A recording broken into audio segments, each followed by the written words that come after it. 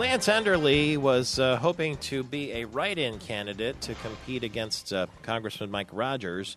He needed a certain number of written-in votes to be able to do that, and we're wondering if he did. Good morning, Lance. How are you? Good morning, Michael Patrick. I'm doing pretty good considering the circumstances again. What happened? How many write-in votes did you get? It's unclear right now. It looks like we only got about 10% of the vote. And you needed 50, was it?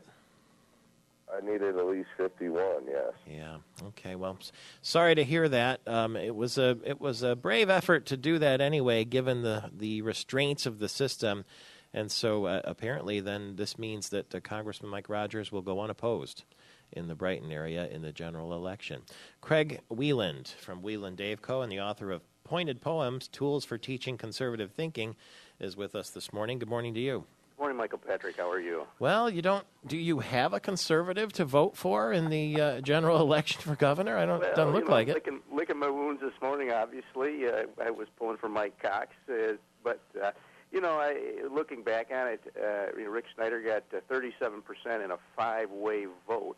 So that's a pretty strong mandate I think he's got on the Republican side. And my guess is that as Verge moves to the middle, Rick Snyder might move to the middle as well, and those of us who are true conservatives might be scratching our head this fall. But we'll see what happens. Well, that's the way it looks like to me, and I think that's a very keen point. They're both going to be going for not only for their party base, but they're going to want the middle ground, and in order to do that, since the primary is over, you can move toward the middle. That's pretty much how it happens anyway, isn't it? It is. I think just in circumspect, I think Verge probably has a little farther to move.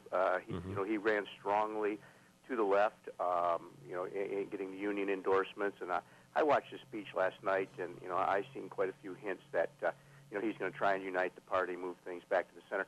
I think he needs every Democratic vote. As Tom Shields pointed out, there was an awful lot more Republican votes last night in the primary than there were Democrats. So, I think Verge has got an uphill battle. I know I listened to Mark Brewer, and he's going to throw everything he can at the Republicans. But what he can't do is talk about Rick Snyder voting with George W. Bush. So that tool's been taken out of their toolbox. It'll be interesting to see what they come at Rick Snyder. Well, they have no record, do they, to point at? None. No, certainly Rick doesn't have a record to point at. Verge does. He's been in the state senate, and I guess if you're looking for an altruistic election, this isn't going to be it. I think both sides are going to just have to throw an awful lot of mud at each other, which I think that's kind of sad. I was hoping for a different outcome. It didn't happen. But, it'll be exciting this November. Why do you think, if you're supporting Mike Cox, Rich Studley from the Michigan Chamber of Commerce, they supported Mike Cox, Dick DeVos supported Mike Cox, the Right to Life supported Mike Cox, and near as I can tell, third-place finish. Yeah, well, you know what, like we said last night, I really think it's a throw-the-bums-out year. You see what happened down in Missouri with the vote on supporting Obamacare went down almost 2-1.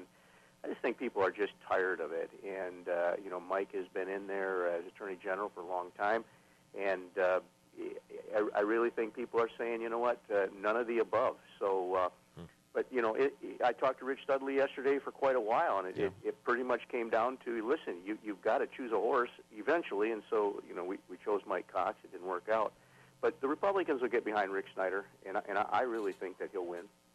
What do you think that meeting will be like with Rich Studley and Rick Snyder? Well, when you get into politics, you're not looking for friends anyway, and you've got to pick a horse. And I certainly know this, that Michigan Chamber of Commerce isn't going to back Verge Bernero, and so you really need to coalesce behind your candidate. This is the morning after. The Republicans need to do it. The Democrats need to do it. And primaries are like this. Primaries are inherently contradictory. You've got several good people. If you look at the 4 candidates in the Republican side, not counting Rick Snyder, you pretty much had 4 guys that were very, very difficult to discern differences, and yet they split, 60% of the vote, and Rick Snyder walked away with 40 and won. So primaries are like this. They're very divisive, but morning after, everybody gets behind their candidate. Well, just for the fun of it, I might be the first person to ask you this, and it's really early, but if you had to put the Wieland Dave Co. nest egg as a bet at Firekeepers Casino on the outcome of this general election, where would you put your money? Well, if you're talking governor, definitely I think I would have to go with Rick Snyder. For one big reason, I just think the groundswell is towards the non-political people. And, Verge has been a career politician, and Rick Snyder's not. Verge is a great campaigner, and that's the only reason why I hedge my bet. But I just think that the groundswell is going to be going towards the outsider, and I'd have to push it that way. Okay, thank you very much. The betting window is closed for now, but we'll talk again soon. Thank you, Michael Patrick. Craig Wieland, his book is called Pointed Poems, Tools for Teaching Conservative Thinking, and you can find it online. Order it if you want your children to have a book like that. It's easier to talk about things if you get them out in the open in a fun sort of way and sort of gauge their thoughts, too. It's 3 minutes.